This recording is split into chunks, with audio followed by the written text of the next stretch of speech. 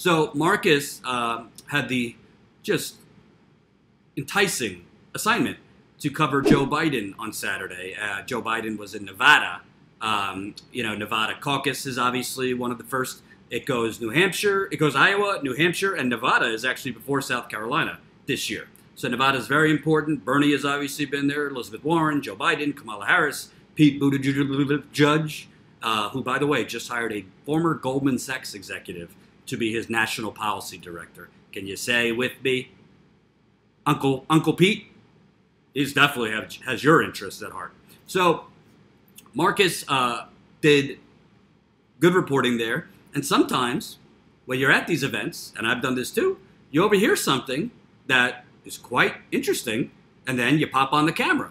So let's play what Marcus found at this Joe Biden event. The Biden event was held at the IBEW Local 396 building. That is the International Brotherhood of Electrical Workers. So a local electrical workers union there, right in Nevada. It was a small venue because, as I've seen, I covered Joe Biden's foreign policy speech here last week. Most of these events of middle-class Joe and union guy Joe are being held at very small venues because he's having trouble even filling out those small venues, so they're not going to put him in a bigger venue. So let's take a look at what Marcus found. Let me set it up for a minute. So Marcus cut it up into four different clips. He showed you the venue before the event started. Then he showed you what he overheard, and then he showed you his interview with this gentleman. So let's see Marcus's reporting. Again, this is ours, exclusive, and I'll give you my thoughts on the back end.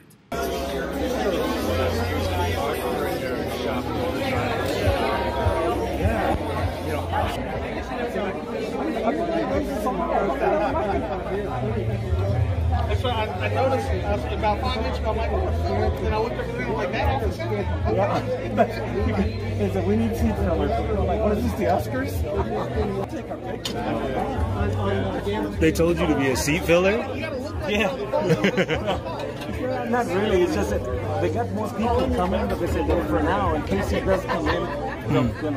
Oh yeah, because the seats were pretty empty, huh? Yeah, well, not anymore. Yeah. Well, I guess you guys got so many seat fillers to fill the seats. Actually, no. All these people are all there invited guests. Oh, okay. Yeah, they're all invited. So several things on this.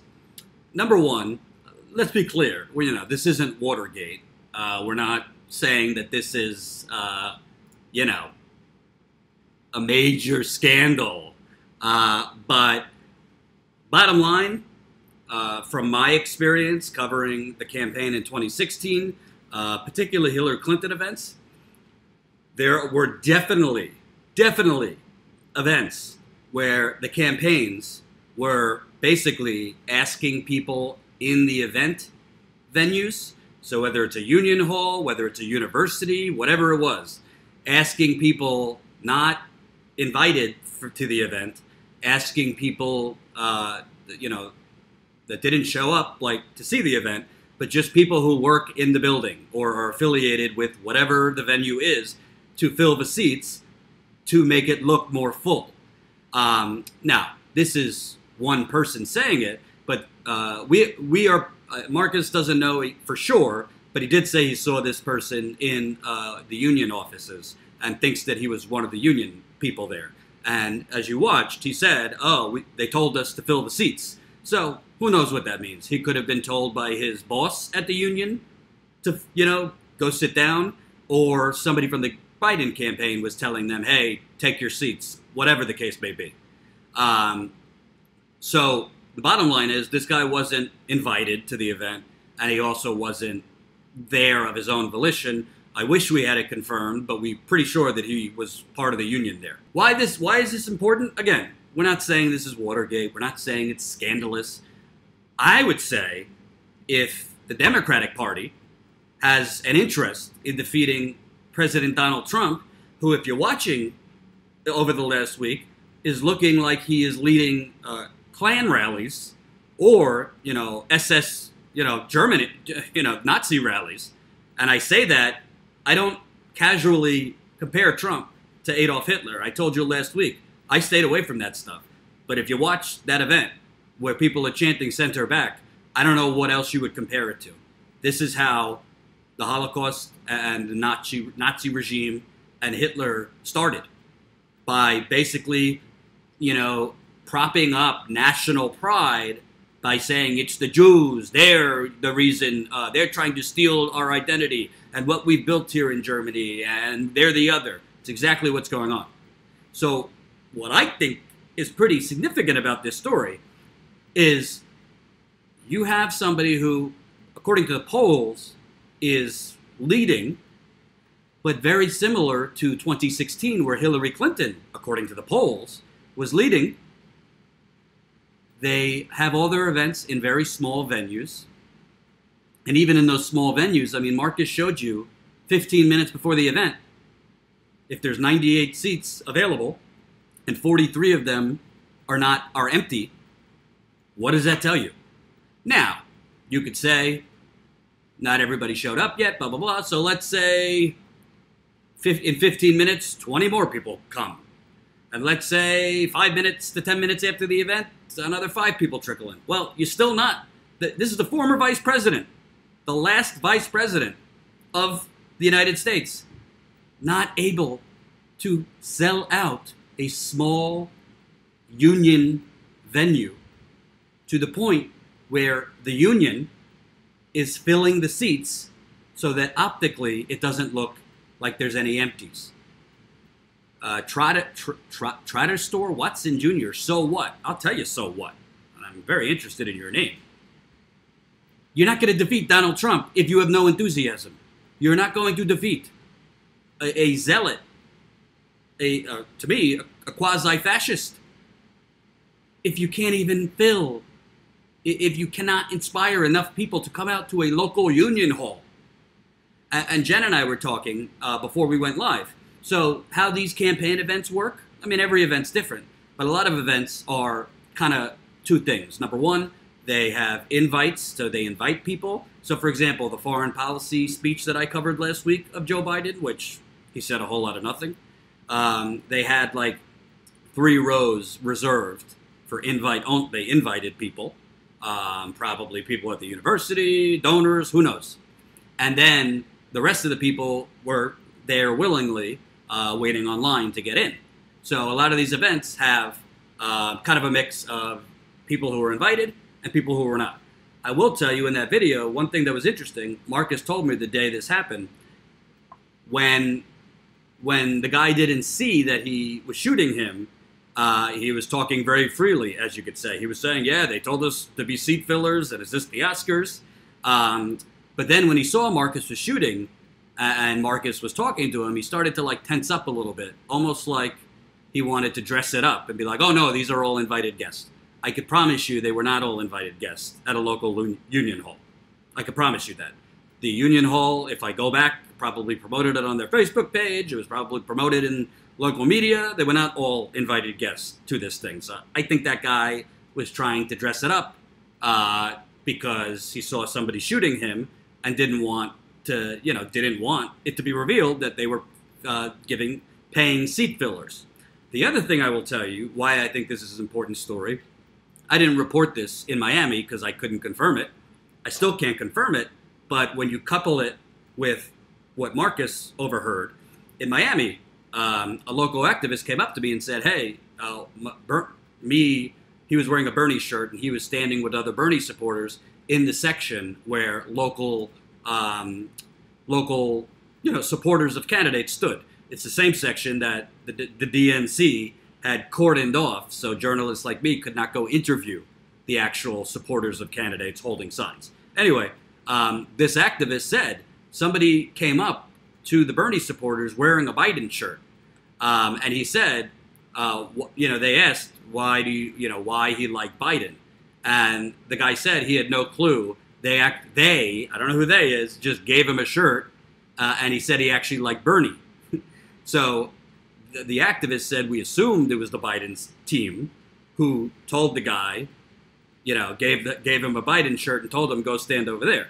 In fairness, I don't know if it was the Biden team that told him. It could have been NBC, it could have been the DNC, who knows? So I don't want I don't have confirmation who it was, but I do know, I remember hearing it, and I heard it directly, that this guy wearing a Biden shirt said he's a Bernie supporter, but he was just given a shirt and told to go walk over there. My gut tells me, because I know for a fact, that they were paying people to go stand with John Delaney shirts. Because who, in their right mind, other than his mother and his wife, is going to willingly stand with a shirt, Delaney 2020? What would the slogan be? Like, nothing is possible, vote for me? So it is possible. Again, I'm not trying to be petty, I'm not trying to gossip, but why would somebody who says, no, I'm a Bernie supporter, they just gave me the shirt and told me to walk over here, be wearing a Biden shirt, and who is they telling him? You add that with this event where people who work for the union or people who work in the building are saying, oh, they're telling us we need seat fillers. I mean, did you see that hall? It was very small. This is not like the former HUD, Director of Housing and Urban Development speaking. This is not the former, Deputy Secretary of State. This is the last Vice President of the United States who, according to the polls, is the most electable. According to the polls, is winning. Well, Hillary Clinton was up in all the polls. Every poll said Donald Trump could not win the Republican nomination. Every poll said Hillary Clinton was up. Every poll said Hillary Clinton was going to beat Donald Trump. Polls don't always show the whole story. So that's why I always said these people in 2016, mostly coming from corporate media outlets, were saying, oh, rally size doesn't matter. Rally size doesn't matter. Well, Hillary Clinton, I cover probably 7 to 10 Hillary Clinton rallies. The largest event I ever saw her have was when Michelle Obama spoke. Other than that, it was small college gymnasiums, small union halls, nothing impressive. It's two things. This has been reported in multiple outlets. Joe Biden's campaign is intentionally booking small venues because they cannot fill big venues. Well, if you can't fill big venues, and 15 minutes before the event, half of the crowd is empty. Even if it was, let's say, even if it was entirely all invite, which I don't think this event was entirely all invite, it's all 15 minutes before, it's half empty. There is a gaping enthusiasm void for Joe Biden, and it is strikingly similar to what we saw for Hillary Clinton. The corporate media could spin it whatever way they want. Iceberg right ahead. This is Hillary Clinton 3.0. I say 3.0 because she lost 2 times, 08 and 16. There's middle-class Joe at the front. There's, Kamala Harris, who I have something to talk about with Kamala Harris a little bit later, and all the corporate media stiffs, and Schumer and Nancy and Tom in the back. This is Hillary Clinton's campaign, deja vu. Am I missing something? The guy was very clearly saying, they told us to be seat fillers. What is this, the Oscars? And, in some cases, for example, Jen and I were talking before the live stream. She was saying, well, I've covered Bernie events, like people working in Bernie's campaign sat in the seats when it started, if there were empty seats until the people showed up. That's one thing. That's very different than somebody who works at an event venue filling seats. So like a union worker or somebody who works for these venues filling the seats because they can't get people to show up. And the importance of this is we are looking right now basically it's almost August. So August, September, October, November, December, January, 7 months before the Iowa caucus. The corporate media continues to prop up this man. Most of these polls are undersampling young people. When I say young people, I'm branching that off even under 50. No offense to my older viewers, but we've reported this at Status Coup. So if they cannot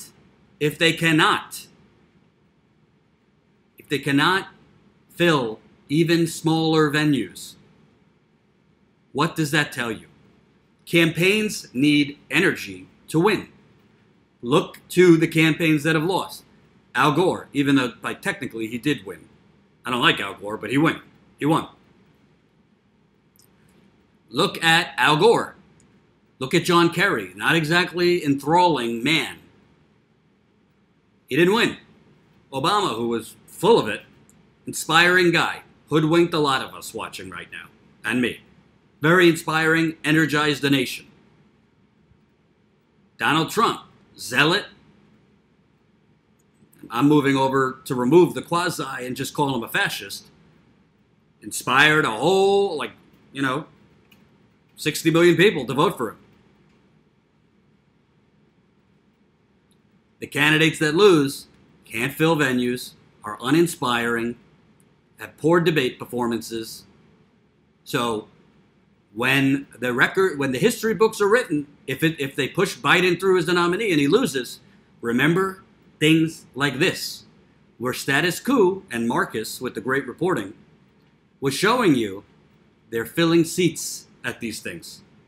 Hope you enjoyed that last video. Hop on over to statuscoup.com where you can sign up for our email list and become a member for as low as $5 to $10 a month.